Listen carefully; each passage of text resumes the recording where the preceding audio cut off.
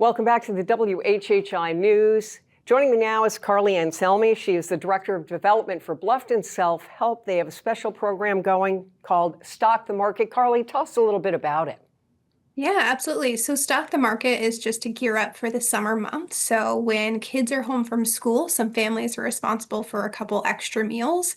Childcare costs are also up in this time. And so we see an increase of folks who visit the market, which is our free grocery store.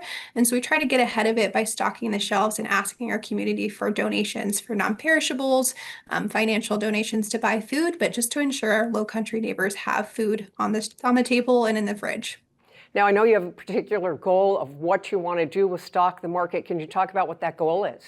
Yeah, our goal is to gather 100,000 pounds of food, which sounds like a lot, and it is, but we go through about 50,000 pounds of food that we share with our community each month. So on average, that's going out our doors monthly through 600 families each month. So it sounds like a lofty goal, but we go through that amount pretty quickly.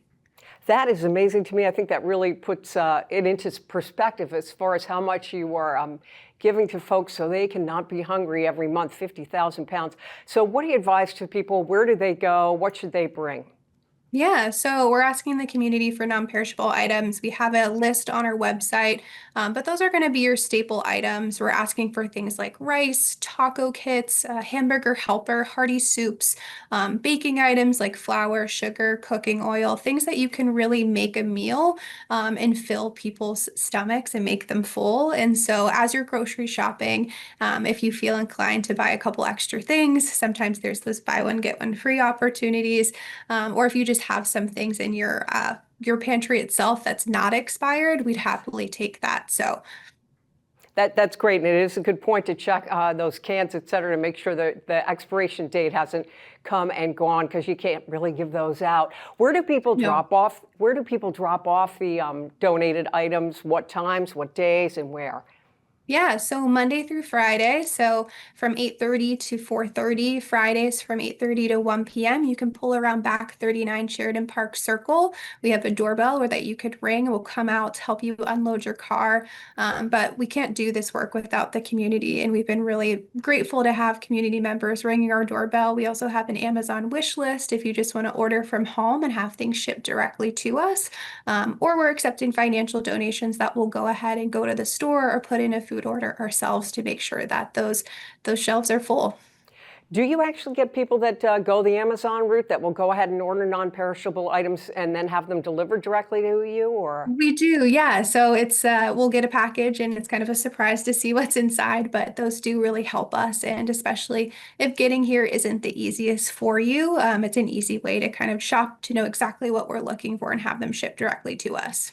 That's a great idea. I want to ask you, though, if someone is watching right now and says, well, you know, I could give you some food items, non-perishable items, or maybe a cash donation equivalent to what those items would cost in the store, or maybe a little bit more. Do you have any preference at all, or? We'll take anything. Money does allow us to buy what's most needed. So we never know kind of what's going to be donated to us, and we'll happily accept anything that we're asking for. But if we have an influx of one item and we're short in another category, financial donations allow us to purchase that just to make sure that when neighbors are shopping in the market, there's a decent variety on the shelves that they can choose from, and we have all different types of items available. You mentioned you're more busy in the summer months because children are home from school. They may not be getting that meal or meals at school, so parents are responsible, or there's more that's needed at home. Yeah. What do you hear from people that are able to take advantage of the program and be able to feed themselves or their children? Yeah, our neighbors are really grateful to have this service available.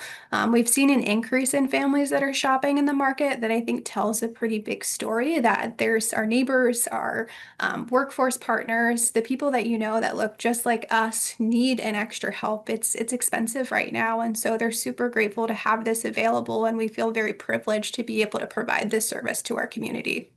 Well, Carli Anselmi, Stocking the Market, thanks to you and Bluffton Self-Help for helping our neighbors. Thanks so much. Thank you. And we'll be back in just a moment.